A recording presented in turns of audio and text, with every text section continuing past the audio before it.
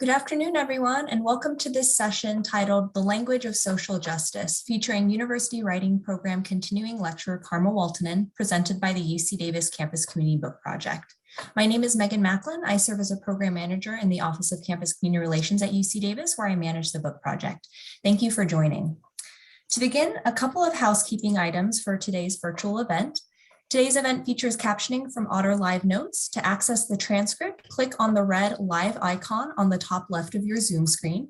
You also can access the live stream by navigating to the link that we'll put in chat. Today's event is being recorded and the recording will be made available on the book project website.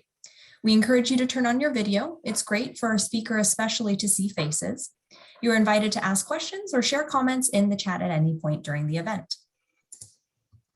The UC Davis Campus Community Book Project promotes dialogue and builds community by encouraging diverse members of the campus and surrounding communities to read the same book and attend related events.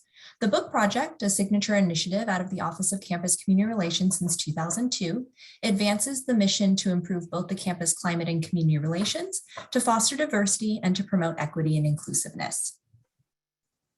Currently in its 20th year, the book project in 2021-2022 focuses on the theme of social justice in practice and features How to Be an Anti-Racist by Ibram X. Kendi. Our theme and selection are supported by a year-long program of lectures, workshops, book discussions, film screenings, exhibits, performances, and more. Our program culminates when author Ibram X. Kendi comes to UC Davis on Thursday, March 31, 2022 to speak at the Mondavi Center for the Performing Arts.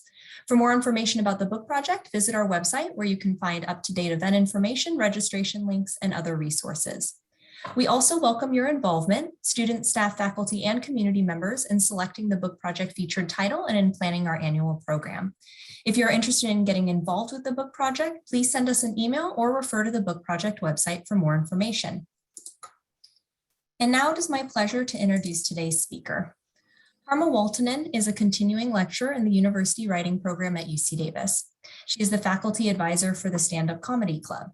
In addition to writing and performing stand-up comedy, she teaches a variety of literature and specialized writing courses, including writing in the health professions, where she emphasizes narrative medicine. Waltonen is the editor of the journal Margaret Atwood Studies and is the former president of the Margaret Atwood Society. She is also the winner of the 2015 Academic Federation Excellence in Teaching Award. Dr. Karma, thanks for joining us today, and please take it away. Thank you. I am going to share my screen, everybody, and bring up my PowerPoint. Yay. Okay. So, you know, I'm on the selection committee for the book project and also the planning committee for the book project.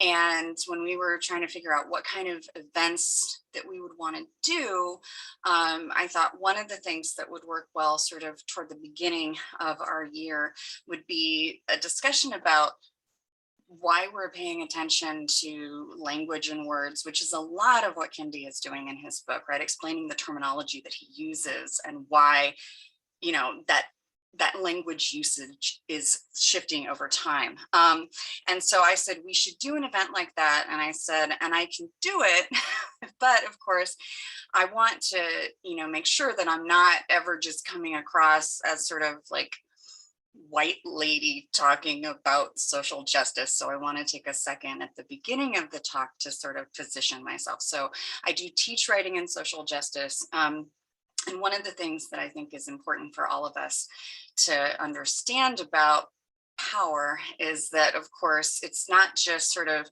man, woman, black, white, or any of those things. We all exist in a matrix of power where some of our demographic things might give us more power than others, and some of our demographic things give us less power than others. And it's a very complex thing that we all are. And then, of course, there's the individual underneath all of that information. So, you know, as an educated, white, cis, straight American woman, I am positioned in a lot of ways as having more power than almost anyone who's ever lived on this planet.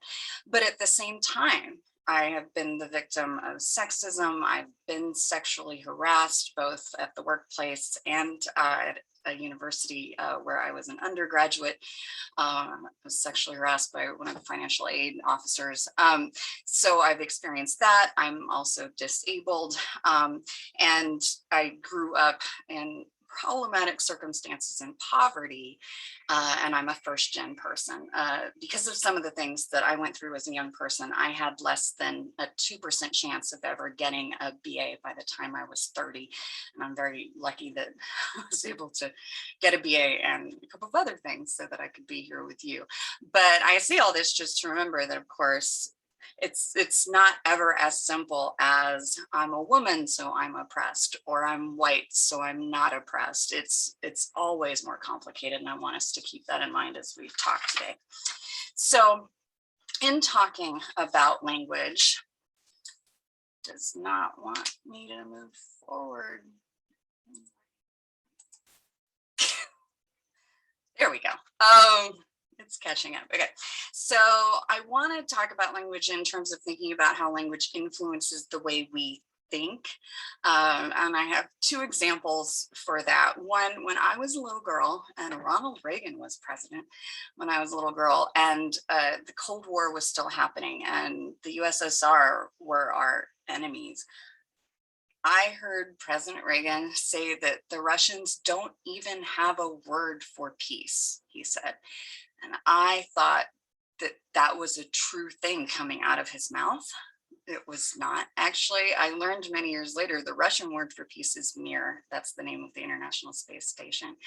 But imagine what that does to someone listening to the president, to hear that the people that you're supposed to be scared of just don't even have a word for peace. Therefore, how can they be peaceful? And the way that that language pits people against each other and encourages a demonization of the other in a really fundamentally frightening way. The Russians obviously had a word for peace, and it was irresponsible to say otherwise. The other example I like to give is from my ancestry. I'm largely Finnish, and in Finland, there's always only ever been one pronoun. And I think that that's influenced some of Finland's history. So for example, during what are called the burning times, when about 100,000, mostly women across Europe, were burned and hanged for being witches.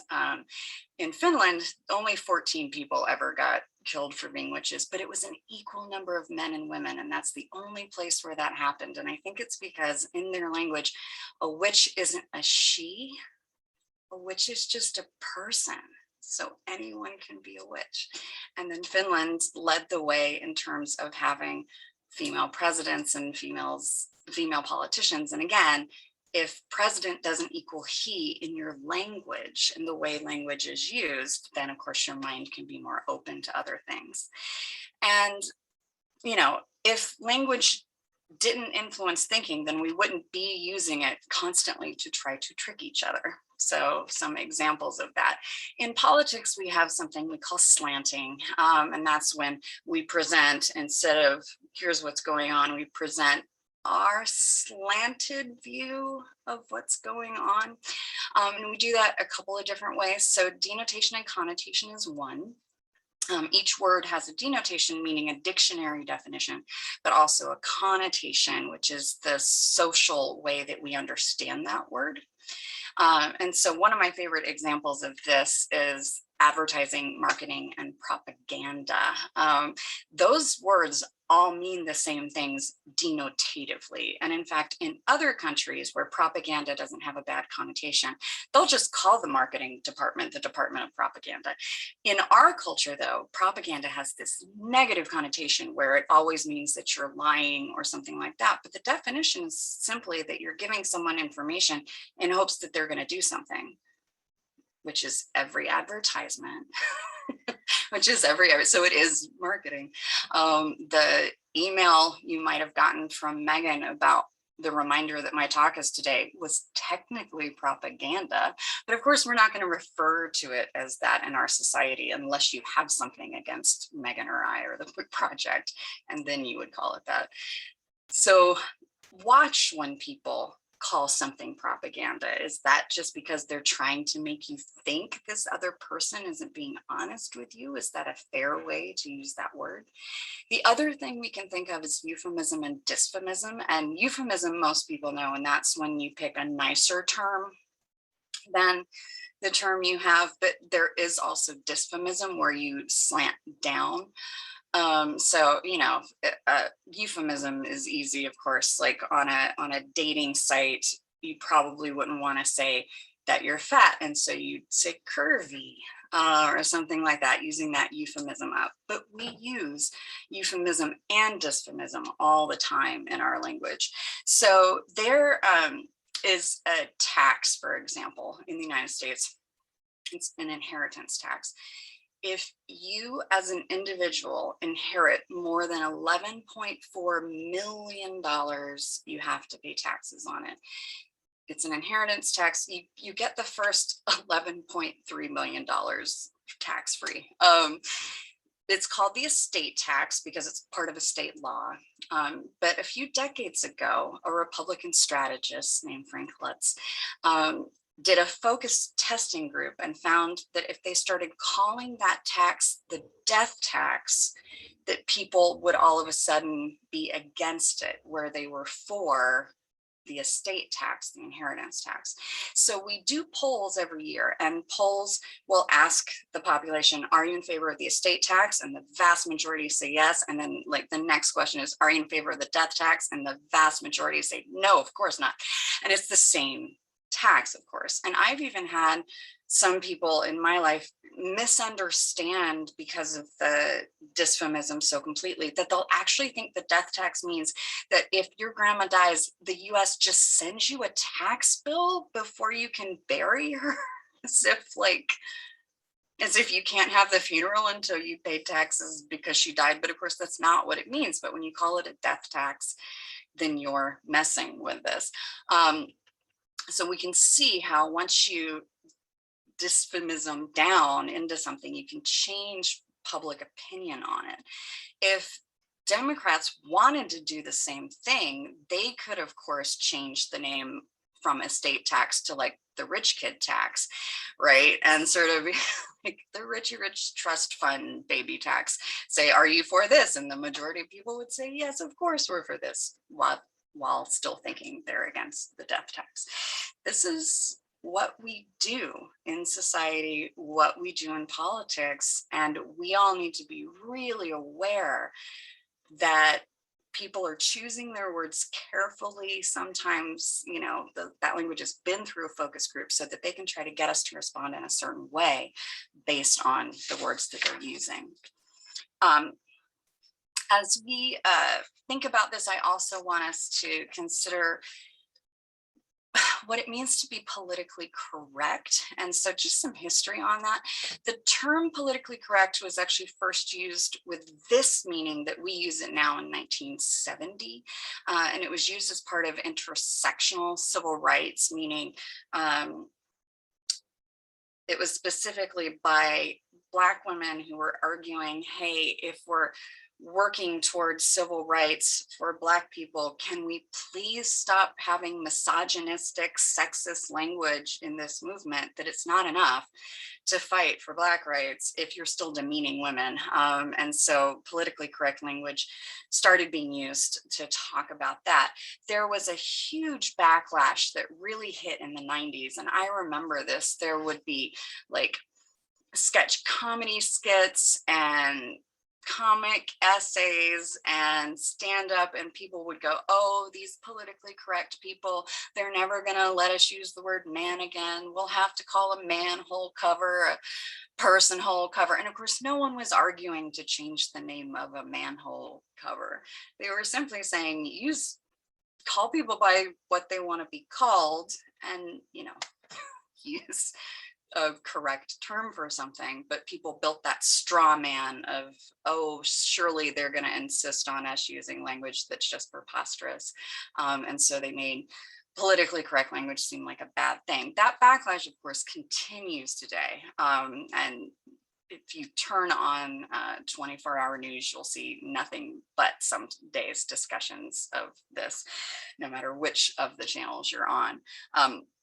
A couple of years ago in a class, one of my students was saying she thought that sort of the focus on politically correct language was something that only Democrats did, that only Democrats sort of told people how to speak. And I said, I don't think that's true. I said, I hear from the other side how we should be phrasing things too. And she goes, well, give me an example. And I said, well, what happens when you tell a conservative happy holidays?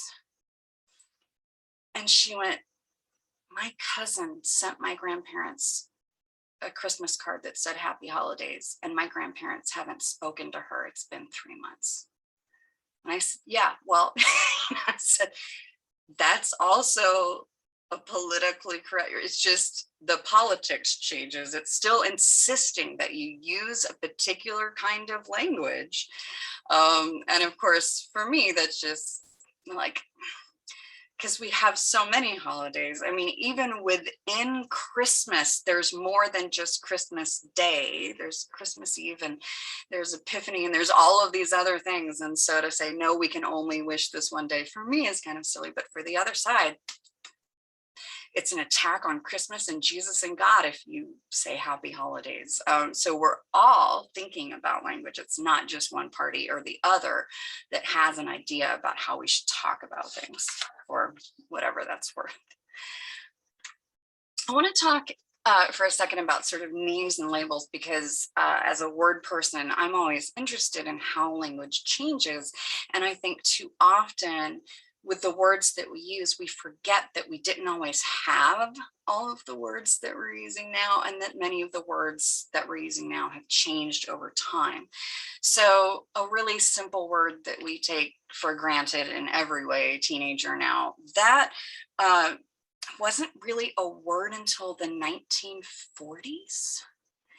And that's because sort of before then, you were either a kid or you were an adult. And that means like if you stopped going to school when you were 13, that meant you were going to go get a job like a real man or go have a full-time job as a maid in someone's house, like a real, like you were going to be a grown-up person. And, you know, children had full-time jobs and no school. So, you know, we didn't have this word for this thing that's in between. And once we started mandating longer education for everybody, and once we started saying, no, you shouldn't be supporting your whole family with a job when you're only 14 years old, that's when all of a sudden we needed a different word for what we called people. And so we got that in the 40s. Words that talk about differences between us. Autistic as a word we got in 1911, but we didn't start talking about it as a spectrum of disorders until 1981. And then we didn't get the word neurotypical until the 1990s. And it's still a word that is not used as much at all. And in fact, when I was looking over my notes for this talk, Word insisted neurotypical is not a word and that I was spelling it wrong. I was just, it's like, this isn't even a thing. But of course it is a thing. It's just the spell checkers haven't caught up yet to our social uses of the word. Certain words start as adjectives and then only later become nouns, meaning they start as words that might just simply describe a person and then get shifted through usage into a word that is the person. And an example of that is homosexual, which was first used as an adjective in 1892. And then it became a noun in 1912. So homosexual, that was an adjective for acts. So you would be a person who engaged in homosexual acts. That didn't make you a homosexual until 1912, when that became a thing that you could be. And in that same year, they had to invent a word for people who didn't engage in that act. So we didn't have the word heterosexual until we were using the word homosexual. And the same thing, of course, happened with neurotypical. We didn't have neurotypical until the other words that you could be came into common use. We had transsexual, which then became transgender, and again went from adjectives to nouns. And it was only after those terms became mainstream that we had cis in the 1990s, although I didn't hear cisgendered in the 1990s. It was well into the 2000s before I was hearing that word. The last time I checked, and the last time I checked was fairly recently, pansexual and asexual were both listed as adjectives still and not nouns. I wrote a paper on asexuality in the BBC series Sherlock several years ago. And when I went into the Oxford English Dictionary to look at when we were first using asexual to mean what we mean it today, the Oxford English Dictionary did not even have the meaning that we mean it today. It was still talking about asexual reproduction, like plants and stuff. But it didn't have that listed as an identity, even though many of us in social justice work were, of course, using that for people who identified in that way. There are political, of course, ramifications for this, and there's also ways that we can understand ourselves. I know quite a few people who, for example, now identify as asexual, who before didn't have a name to describe the way that their sexual identity worked. And it's been a relief for those friends of mine now to sort of have a word that can explain it, that can be that shorthand, even though sometimes they still have to explain it further. And of course, even though there are many, many different types of asexuals out there in the world, there's not just one. But this is just part of it. I'm gonna give a sort of smaller, sillier example in terms of names and labels and how they work, just by talking about all of the ways that I could be described. So am I Professor Waltonen? Am I Dr. Waltonen? Am I Mrs. Waltonen? Am I Miss Waltonen? Am I Ms. Waltonen? I get called all of these things, and sometimes they're accurate and sometimes they're just not at all accurate. So like at the community college where I teach, sometimes professor is in fact my title there. So professor or doctor works. But here at UC Davis, I'm teaching faculty. So I'm not a professor. So professor doesn't really work. Many of my students, I'll tell them that they'll still keep calling me professor. I know they don't ever mean to, you know, they're just doing sort of, they call everybody professor who's not a student. And I know that they don't mean anything in that. But of course, if we're thinking about paying more attention to how we talk about people and insisting that we do call people what they prefer to be called, we all have to get better at that. But the strangest exchange I ever had with a student was a student who kept calling me Mrs. Waltonen on every single paper and in every single email. And I kept like crossing out the Mrs. on the paper and like writing doctor. And finally I was like, what's going on? Because she just kept doing it. And she goes, your name is Mrs. Waltonen. That's your name. So that's what I'm going to call you. And I was like, what? I said, what are you, that's not my name. And she goes, yes, it is. Your name is Mrs. Waltonen. I said, is there a Mr. Waltonen? She goes, obviously. And I said, obviously not. I'm not married. Why are you insisting? There is no Mr. Waltonen. And even if there was, and even if I didn't, even if I wasn't your professor, because this was at a community college, so I was professor and doctor there. Like, even if I didn't have degrees, I would still go by Ms. because I don't do the Mrs. thing. I think it's sexist.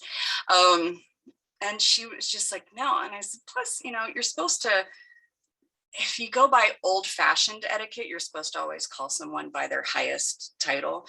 But even if you just go by modern etiquette, we call people what they want to be called. It was so strange to me to have a student sort of insisting that she knew my name better than I did. And I had some flashbacks actually to something that happened in elementary school when another student came up to me and said that I was wrong about my name, that my name was not Karma, it was Carmen. And he like spelled it for me and he goes, this is your name. You're saying it and spelling it wrong. And I said, no, my name is Karma. I'm spelling it correctly. And he said, well, I told my parents that I knew a Karma, and they said that they had never heard that name before and that your name must be Carmen. And so I had them spell it for me so that I could explain it to you. And I could not get this child to believe that I actually knew my own name. Looking back, it was, of course, the first time anyone mansplained something that hard to me about my own name. I wonder how that kid is doing right now, and whether he respects people's pronouns. I hope that he's had a change and that he does respect those things now. I hope. So as we're talking about language, as we're talking about social justice, we have to think about the choices that we're making. So when I teach writing and social justice, I use a book called How to Be Good with Words. And by use, I mean, I don't like hand it to the students and say, this is what we're going to follow. But I mean, I have it in the classroom and we talk about the issues that it raises. And one of the things that I love about this book, and this is by Don LePan, Laura Buzzard, and Maureen Oken, O-K-U-N, is that there are several of the sections where there's disagreement actually on what kind of word you would actually use here, where some are like, no, I think that this phrase is confusing that you're saying we should, but in the book, you'll actually see that this author has a paragraph where they explain the ways in which they differ from the other author. And so you can see that the language that we're using, even with people who are writing a book on the language of social justice, still have disagreements, and that it's still okay to have disagreements as long as we're all on the same team of wanting equality for people, that's what matters.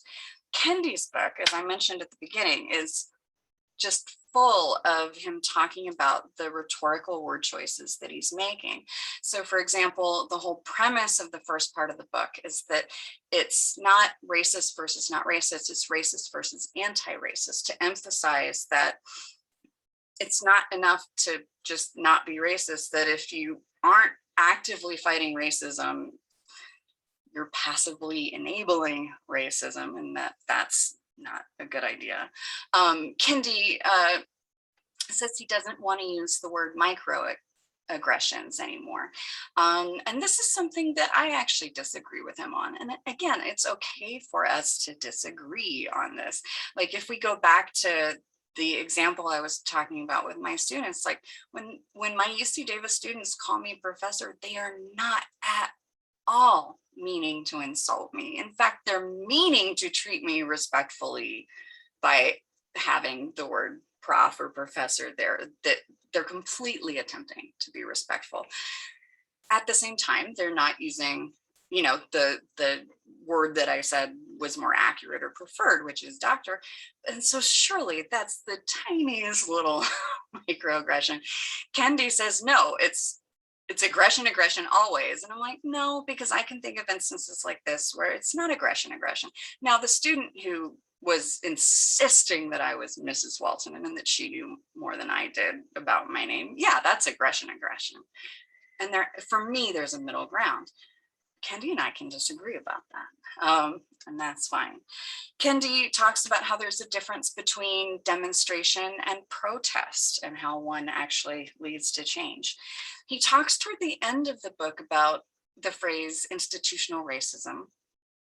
And this is a term, of course, that I feel really comfortable using, but he makes a great point that it is sort of an academic word about what's happening, and that he has a really hard time explaining to lay people, to regular people, to people outside of academia, what that means. And so he has been using racist policies instead, and that tends to work. And so I want us to think about, when we're using language, not just what's accurate, but what's going to work to have a productive conversation with another person, because that's the distinction he's making there. So one of the movements in language with social justice is about having person first language. And that's where, instead of talking about, if you're talking about history, instead of saying slaves in the South, you would talk about people who were enslaved in the South. And I completely see the need for that. At the same time, I will admit to you, I'm terrible about doing that in my speeches and in my writing. And part of that is because as a writing student and teacher, concision has just been beaten into me. And so if you ask me, Karma, do you want to be called disabled person or person who is disabled? I'm like, I want the shorter one. Always, because for me it's like, it's faster, it's cleaner, let's go. I don't love adding extra words, but I've also not been actively, aggressively discriminated against because of my disabilities. If I had been, I might feel very differently about the language that people used in that. So I have to check my privilege. And I have to rethink these things. And I have to, just as we all do, keep getting better and keep trying to do the right thing, even though my brain is sort of wired to write in one particular way. Doesn't mean I can't still learn. Even though I've got the gray hair, I can keep learning. One of the things that really sparked the most debate the last time I taught a social justice class was the phrase non-human animals. My students were all about anti-racist language. They're all about anti-sexist language. They're all about anti-homophobic language. But the second you were like, but let's do some anti-specious language, and everybody's like, wait, what? Of course, the point is, too often, we tend to use animal as always meaning non-human, but of course humans are animals. And we are always privileging the human species over every other animal by sort of having ourselves apart from that group. This is another one that I don't do in everyday practice. I will refer to my cats as animals. I don't say my cats are non-human animals when I do it. But I can see that this is something that is in fact starting, and just having been someone who's watched the language of social justice change so quickly and fast in the last couple of decades, it would not surprise me at all if in a few years we all weren't a lot better about the non-human animals thing, even if it sounds silly to you the first time you hear it.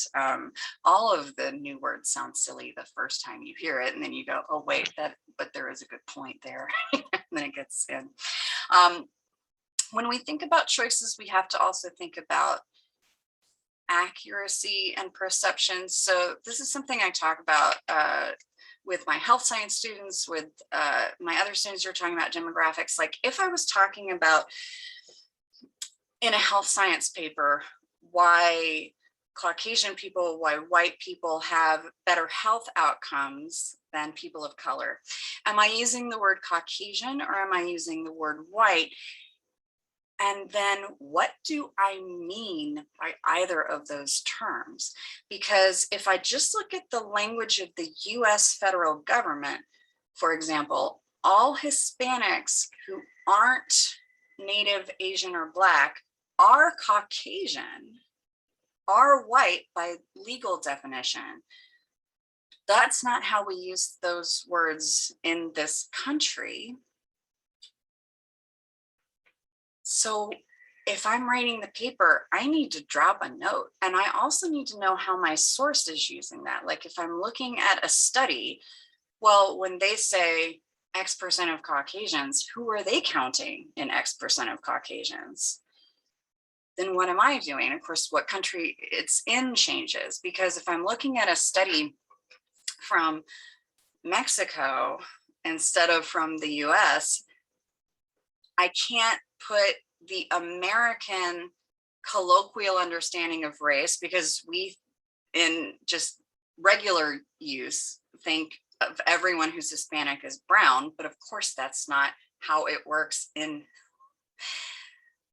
Mexico or any other place in Central America or near the place in South America. I had an exchange student in one of my classes a couple years ago who was Peruvian, and he was just as light as me because he also had basically 100% European ancestry, and it blew his mind that he was brown here because he's white at home, and he didn't understand how simply being from Peru changed their racial categorization.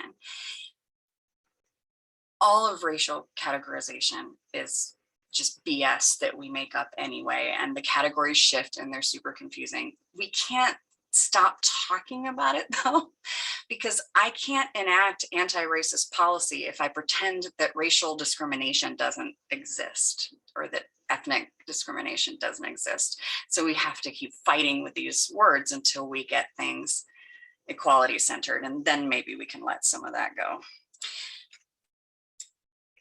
When we, on one side of an issue, talk about defunding the police or abolishing the police, we know in social justice work what the difference between those two things are. But people on the other side of the issue think those two phrases mean exactly the same thing.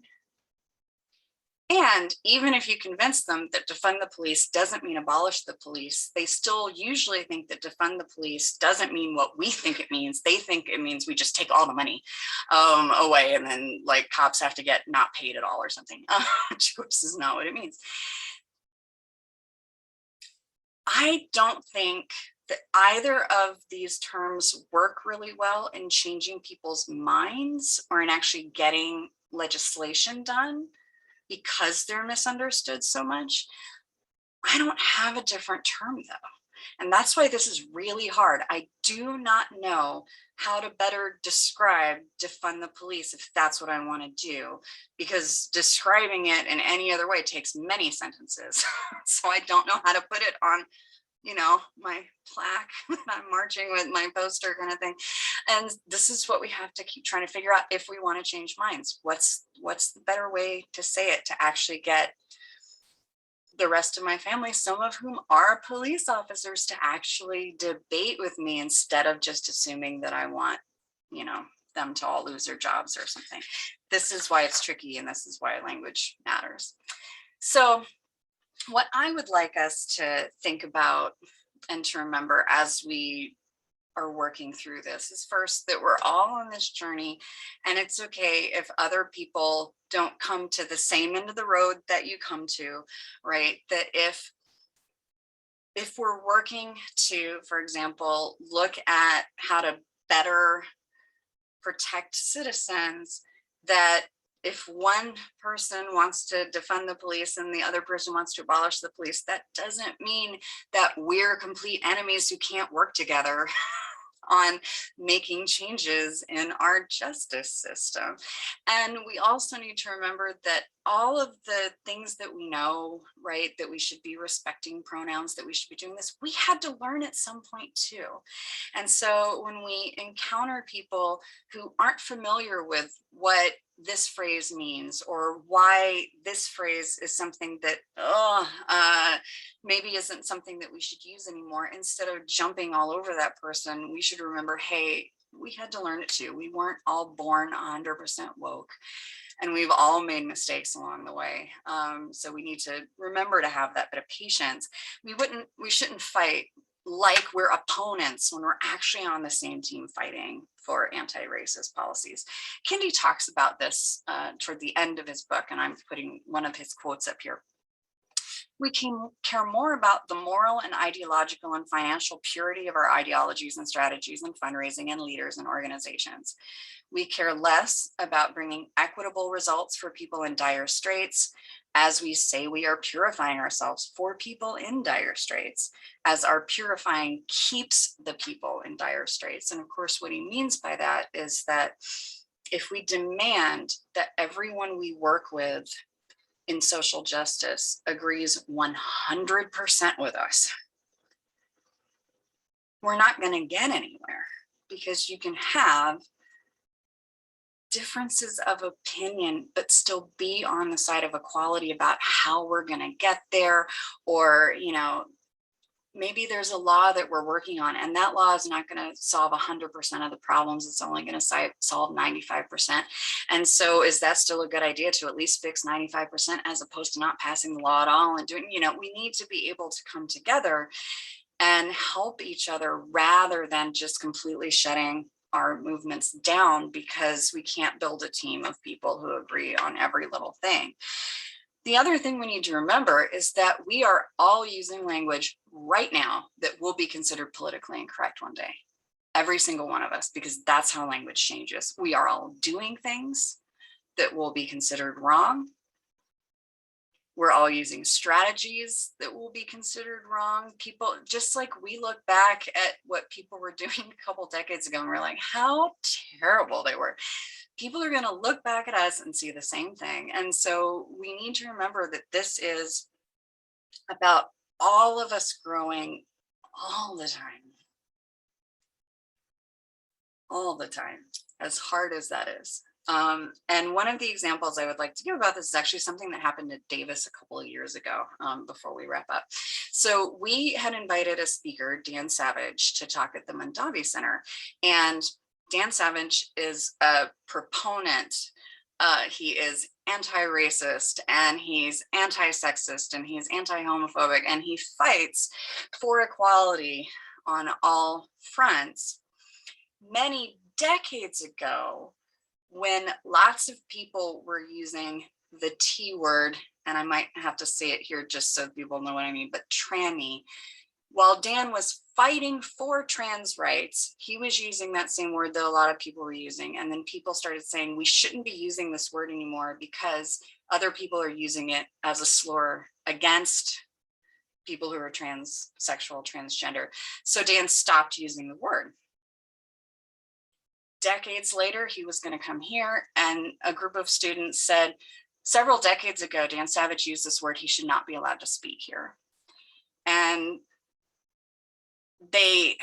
he wasn't allowed to give his talk here. He was allowed to do a moderated Q&A because the university had sort of like worked it out with them. But that bothered me because Dan was 100% aligned with what those students wanted in continuing fair treatment for all people. He had not used that word in decades. And I think it's so dangerous when we get to the point where we can say, you're never allowed to make a mistake and you're never allowed to learn you made a mistake to atone for it, to stop making the mistake. Because as I said, we're all using language right now that in 20, 30 years, someone can call us on, and none of us, of course, are going to want to be shut down forever because we didn't know any better or because language changed faster than we caught up when we were trying to do the right thing. So what should we as individuals do? Well, we should do unto others. We should treat each other as we want to be treated. And that does mean being patient with ourselves, being patient with each other, and helping each other to come and to be the best people that we can be.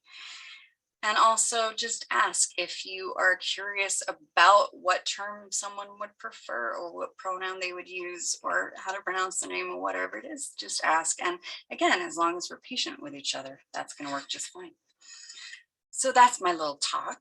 And we can move now into the Q&A portion. If anybody has questions, I can try to answer them. So people could just unmute themselves and ask, or they could post the question in the chat, or they could raise their hand. Those are all ways to get our attention today.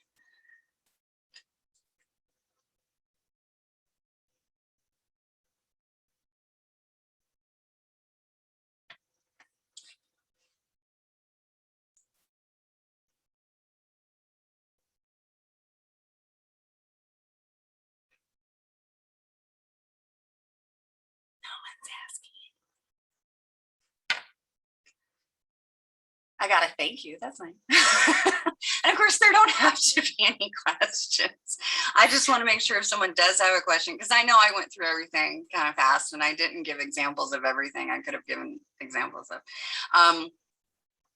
Do I think the pronoun flexibility of the last few years will persist? And are we just going to use they, them? I don't know. I mean, I think that we are getting better. We're getting much better. Whether we're going to use they, them for everybody, I don't know. And I don't know that we need to do that to be equitable. I think for equitability, it wouldn't be that we're all switching to a pronoun unless we just decided to change our whole language, use the Finnish one, and then everybody gets that the same foreign one that we all have to use. For people who do feel comfortable as identifying with male or female, like I've had a lot of people say I prefer to use them because I never felt just completely like a female in all ways. And I've been like, I don't know any female or male who feels 100% of that. I know I was what they called a tomboy, which meant I had a lot of masculine traits and still do, I think, have a lot of masculine traits. But since I envision being a woman as always a spectrum of things and different behaviors, I've never felt the pressure to be uber girly to use the she for myself. So I think there will probably still be people like me who are comfortable using she without feeling limited by that. But I can definitely see they getting much more use, especially with so many people now growing up in a world where they're hearing they almost as often now as they're hearing he and she. Amelia has a hand up. Thank you. I just wanted to go back to, I think it was your last example of the gentleman who had used some language that had changed. And I guess that's the one thing I'm concerned about, especially of the youngest generation that's sort of verbalizing that, is that you're measuring things at this moment in time. And instead of measuring it also or looking back at what the, I don't want to say approved or welcomed language was, but sort of the language of the time maybe is a way to describe it. And how he did change, I don't want to change his behavior, but change his vocal. And how can we work with them to have a broader mind? Because I think that to listen to people that you don't always agree with or have the same vernacular allows your mind to expand and allows you to have either confirmation of things that you believe or welcome other people into your sphere or to confirm things. So how can we better work with people so that they're not quite so you're out? Right. Yeah, I mean, the very first time I taught the writing and social justice class, one of my students said that she had felt really shut down on this particular day because somebody brought up abolishing prisons and how we just need to abolish them like tomorrow, gone. And she was like, wait, but how, and just felt like the group of students that she was in the conversation with were basically like, if you don't agree with us, you're not a social justice warrior. And I've had similar conversations with students, especially because I've had students before say that, police, like there should be some policy where police can never set foot on the UC Davis campus. And I'm like, if there's an active shooter, I want the police on the campus. That is something I'm afraid of. And I don't have an idea of anybody else who would be suitable to come help me with that particular thing. Just like, we have ATMs and stuff. If somebody, is breaking into an ATM on campus, again, like that's, I can see the need for police there. So sometimes just when I bring up sort of what I'm worried about, and I say, okay, but for people like me, what can you tell me about this if I'm worried about, bank robberies and and these other things. And sometimes just doing that can have the students realize that again, we can be on the same side without being monolithic. But I think, quite frankly, like, I remember being a college student and believing that I did know everything. I was much smarter about things than everybody else. I think it's almost something that we all go through. And I think that the passage of time itself is something that will help, because since language is changing so quickly, and it's so easy now to realize that the word you were using last year is no longer the word that we're supposed to be using for that. So these students are finding out, I think, quicker and quicker how it's possible even for them to get called out when they're well-meaning. And I think that does open them up to realize that just because someone's using a more outdated term doesn't mean that something is inherently wrong with them. But I think it's just also something else. But I'm really glad that the young people are doing what young people do, which is to put our feet to the fire, to make us rethink how we've structured this society for them, even though sometimes what that means is that it feels like they're telling us we were wrong in every way. It's still good, because then the parts that I still do like, I can be like, at least I know now to defend it and to think about it when I'm moving. So I think we all of us, not just the youngsters, need the open mind policy, and that comes from us challenging each other. Christy has a hand up. There's a couple of questions in the chat. So Marilyn asked, did we talk about language to describe people living with mental illness? I did not talk about that specifically. The debate around microaggressions, Kendi talks about that in his book really well, just in terms of whether he wants to move to keep using that term. Elaine asked, how would you go about explaining the use of pronouns to someone who's never introduced their pronouns or considered the use of pronouns before? I keep it just really simple. It's just like, we're going to go around so that everybody knows how to pronounce everybody else's names. And just as soon as everybody go, oh, right. Like, there are times when we need to just do that signal. And most people, once they hear people announcing their pronouns a couple of times, they get pretty used to it as we go on. Christy, your hand is up. What did you want to ask? I just kind of wanted to go off what Amelia said, because although, like, yeah, we're progressing and we're moving, I feel like these days a lot of people aren't really welcoming of having like open conversations, because immediately, like, if you don't agree with, a certain group, or you don't agree with certain policies and stuff like that, you're immediately labeled as the racist, the sexist. And it's like, no, I'm not racist, I'm not sexist. I feel like a lot of people, because you don't like align themselves with like what they're putting out, they immediately throw those negative connotations on you, and it's like, it's not true. But instead of having a conversation or like saying, why do you feel like this, they automatically just jump on the whole bandwagon and the whole cancel culture. Well, yeah, the cancel culture is tricky because people are talking about it as if it's a new thing. It is not a new thing, nor is it something that only progressives do. In fact, one of the most famous cases from 2 decades ago now were when the Dixie Chicks lost almost completely their career because they said something critical of President Bush right after 9/11. Well, not right after, but right as the war was starting. So,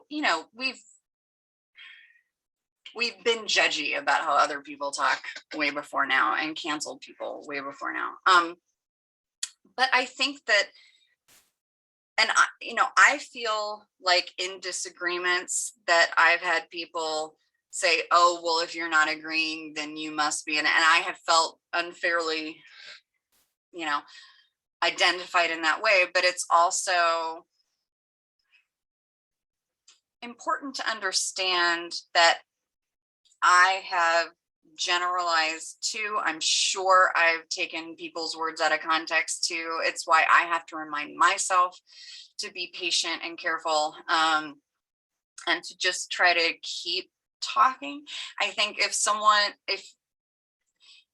you don't believe that you're doing anything racist and someone says, I think you only believe that because you're racist, I think the answer is not for you to go, no, I'm not. I think it's to say, well, can you explain to me why there's a possibility of why we could have this disagreement without it being about a fundamental disagreement about whether we're equal or not, and to try to just reframe the question in that way, so that we could get to something easier. But it's hard not to get your feelings hurt when someone accuses you of being sexist, when someone accuses you of being racist. But we have to, if we want to actually have the conversation, to try, instead of just going, no, you're not, yes, you are, no, you're not, yes, you're, to get that into a more helpful thing. Someone's asking, how do I feel about people reclaiming slurs? Yeah, I mean, I think it works sometimes. It also always has the potential to backfire. And of course, we've seen the example is given in the question about the T word and the N word. You know, we've seen so many clueless white people say, oh, but if Black people are allowed to use that word, why aren't I allowed to use that word? And of course, there's a billion reasons why not, that you should not even have to explain. But you also, of course, have within the communities differences about whether that's a word that should be used that way, that should be reclaimed that way. Kendi actually talks about the example that just popped into my head, which is about Chris Rock's stand-up routine, where he talks about the N-word and people whom he would identify with that word. And he stopped doing that routine when he realized that white people were enjoying it a little too much. And he thought that his white audience might be mistaking his use of that word as an endorsement of negative stereotypes. And so he had to stop. So in that way, it was his reclamation and his comedy routine about it ended up backfiring, and he had to back it off. I think that, you know,